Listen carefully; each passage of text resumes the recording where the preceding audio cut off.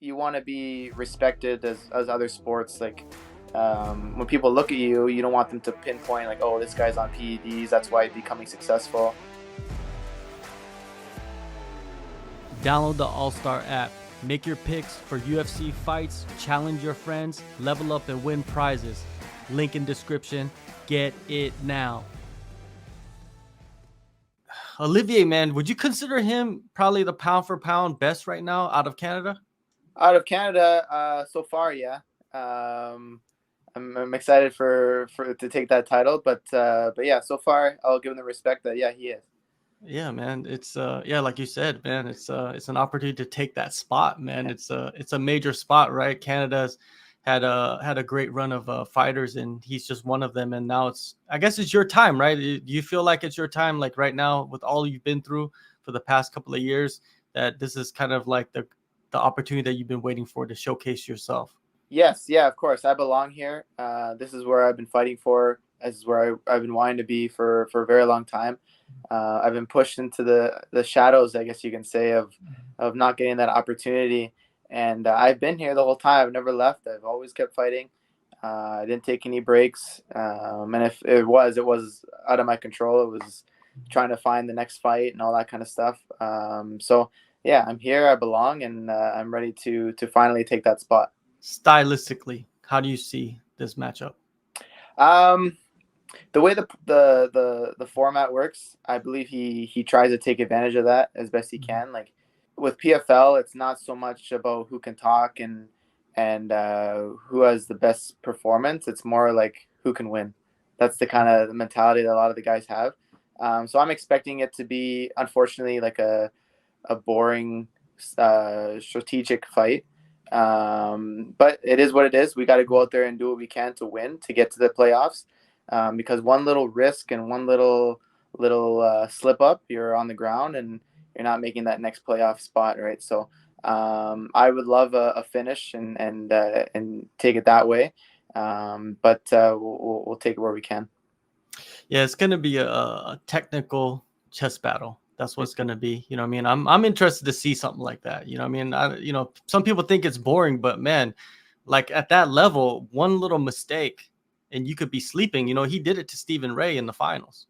Yes, yeah, exactly. And I kind of had a lack of words for boring. It won't be boring. I love fights like that because it's the true like martial arts. You don't want to just well, I don't want to go out there and just see a bunch of people just smashing knuckles to the face, and I don't find it very artistic, I guess you could say. So, yeah, this is my style of fight. So. Yeah, and your last fight against Tony Caruso, what did you think of that performance and what you showed in that? I believe I showed up. I did what I had to do. I thought it could have been finished, but the referee had other plans. So it is what it is. You got to keep pushing through. You can't keep complaining and blah blah blah and all this and that and what could have happened. You got to keep going through the adversity, and it's not the easiest thing in the world to give everything you got to finish a fight, and the referee doesn't stop it, and you got to keep going, right? So I'm happy with the performance, and I believe I was able to display all of the martial arts, jiu-jitsu, wrestling, striking, and to show that I'm a complete fighter. Yeah, in a situation like that, sometimes fighters can get frustrated and it could, you could have a lapse in judgment. There's so many things going on in a fight, right? Where you could, one guy is getting the shit kicked out of him, and all of a sudden he turns the table, right? Because he kind of like weathers the storm, like Yeah, it yeah, showed that, mentally, like you're really like all there. I mean, you can kind of see and not let distractions fade you. exactly. You gotta be level headed the whole time. You can't be too high, too low. You gotta always have take every opportunity you can. So. For sure. And and those Australians, man, they're pretty tough, right? Oh They're yeah, pretty yeah, tough. yeah, They're tough. They got hard heads, man. They're yeah. great. So when you get done with that fight, are you back in training like immediately thinking like, yeah, I'm gonna train like I have a fight coming up no matter what. Like I'm just gonna wait for them to call me. Yeah, yeah. Originally they wanted to have me back for a showcase bout. There was no exact date, obviously, because I didn't win the contract, so I didn't have a spot in the season. I'm not sure what happened with the original winner. But whatever happened, it worked in my favor. And I'm glad I have that mentality. And it comes from my coach too. He's like, whether you're hurt, you're sick, you're whatever, show up, come to the gym, and either watch or do a little bit of training, do some technique. That way you don't fall out of habit.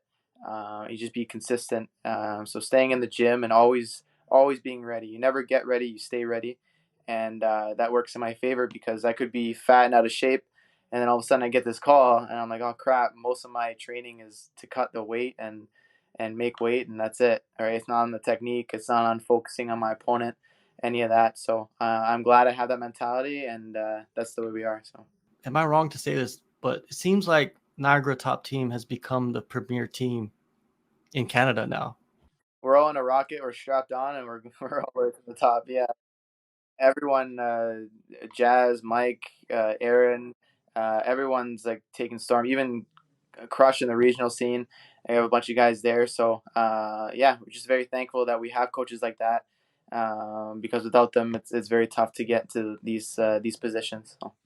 Yeah, and TriStar was kind of like the gym in Canada for a long time. There's a couple others out there.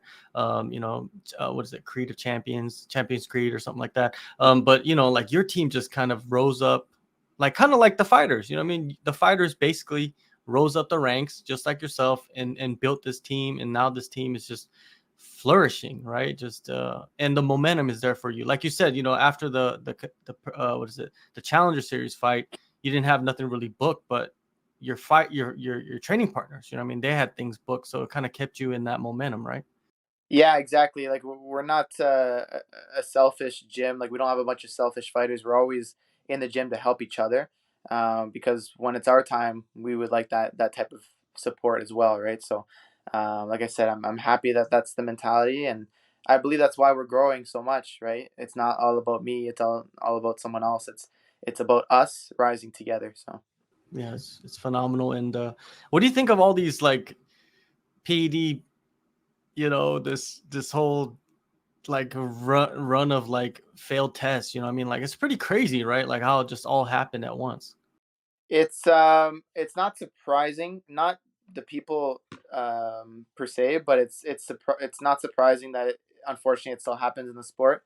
It's extremely disappointing for me as an athlete and as a fan of the sport, because as an athlete you want to be respected as other sports. Like when people look at you, you don't want them to pinpoint like, oh, this guy's on PEDs, that's why he's becoming successful, that's why blah blah blah blah blah, right? I don't want that to be the standard for a fighter. It should be this guy became a champion because he did everything right. He didn't take any like extra stuff. He didn't cut corners. That's how it should be. Unfortunately, the world is full of different people and different ideas, so it's not like that. But I know myself. I have my goals to get to the top, and I'll do everything I can to follow that path. And if I don't, at least I tried, and I know that I did everything I could to get there. I didn't do anything extra, and I still failed. Right? It's I did everything perfect, and it is what it is, and it makes me feel better. So. But when you see like a champion from the previous year get popped, it's like, man, like there's a lot of money involved as well. It changes people's lives. Yeah, it's a weird situation because I guess both of them popped. So it's like, do we feel bad for the opponent? Like it's at least it was fair. It was all it was all about skill. But yeah, other than that, it should be fair without the extra stuff. That's how it should be. Unfortunately, like I said, it's not the way it is, and as a champion, it's extremely disappointing because I know when I was a kid, I looked up to people and I'm like, I want to be like them. I want to take their road and maybe do better than them. But then when you find out that, oh, they did PEDs, like that's not my thing. It kind of it ruins the idea of looking up to an idol, right? So yeah, that's my opinion, anyways. For sure. And for this fight coming up, I mean, it's a major fight for you, for the team, I mean, for Canada. I mean, it's Canada versus Canada. You rarely see that at the top of the sport. Who has been the guys that have been closely focused with you to kind of get you ready for Olivier? So we have, like you've already mentioned, a lot of the guys. Aaron's been in the gym a lot. He's obviously bigger than I am by a couple weight classes, but I've mentioned this before, and it's sometimes it's not about who's hitting you, like who's grabbing you. It's about like the information that people are giving you, the what maybe they're watching around, what they're telling you, what they see, and just getting their ideas and stuff like that. Mike Malot's been a big influence too in the gym, and his mentality is just second to none going in there. Obviously, his skills is high level, but he talks a lot about mentality and how he mentally talks himself for the fights. So stuff like that helps a lot, and we've been getting guys from different gyms, and Kyle Nelson's been coming in to come train from obviously in the UFC. So we just get a bunch of people coming in, and we're doing something right, because if people are coming from other gyms to us, then something's good, right? So other than that, like I've been training with a lot of southpaws. I have to for this fight, so that's a lot of fun. I love that challenge, and other than that, it's just the same mentality of going to win and doing my best and ready to take over. So How many southpaws have you fought in the past? the last one I remember is when I had the knockout, the flying knee knockout. So that's Okay. a good That's a memory. good sign. Southpaw, yeah, Yeah, yeah, definitely, yeah, definitely. Yeah. That sticks out, right? That yeah, sticks out a lot. yeah. um, you mentioned about Mike Malott and how he's like he talks about like the mental aspect of the sport. Like for you, over the past couple of years, what have been some of the tweaks you've made, I mean, to maybe your training, to your routine, something, I mean, maybe something you added, maybe something you took out that has been very beneficial for you. Um, I know, like it sounds like cliche and stuff like that, but it's a lot of the mental preparation going into these big fights, because I feel physically prepared. I've always felt physically prepared, but there was always something that nerves obviously take a part. No, I don't care who you are. If you go into the cage, you're nervous. Nervous either to get hurt, you're nervous either to be embarrassed, you're nervous because you really want to win, and there's a lot of people watching. There's always something there, and I think like over the years, I know the mental preparation has helped me, like writing goals for my training sessions, writing affirmations for my fight, something to kind of keep me going, to remind me like why I'm doing this, what my goals are for this fight, just things like that. So I find that's been helping me. It definitely helped me with the Challenger series. It's tough going into that second time. From the Contender Series and then to the Challenger Series, to prepare again to impress people. And I believe the affirmations and the positive mindset has definitely been helping me over the years. Yeah, man. The mental side of the sport, I feel like now people are starting to be more open about it. It's almost like an embarrassing thing that fighters thought that if they talked about that aspect that, they would show a weakness or something. But now it's like you see everybody being more open about like what their mental perspective is of fighting. And you mentioned it about how some fightings, I mean, you make it as big as it is, and some fights you have to not make it as big. What about you from your perspective? Because this fight is a big fight, man. Yeah. Olivier is the champ. He's the defending champ. He hasn't even lost since he's won the title basically Mhm. from last season. Like, what do you do? Do you make it as big as it is and it kind of propels you, or do you kind of make it like any other fight and just say, hey, he's just a human? Um, I think what it is I don't overestimate and I don't underestimate. Like I know it's a big fight, but I'm not gonna be like, oh my gosh, it's a big fight, and what am I gonna do, and all this kind of stuff. It's like I know it's a big fight, and I'm excited because it's a huge step that I can take to my future. Um, I think that's the kind of mentality I'm going into it. Like I said, a lot of people will be like, "Oh my gosh, it's a huge fight," and then they don't know how to deal with that, right? So I love the pressure that comes with this as a main event. From I guess that you can say from being on the bench to becoming a starter.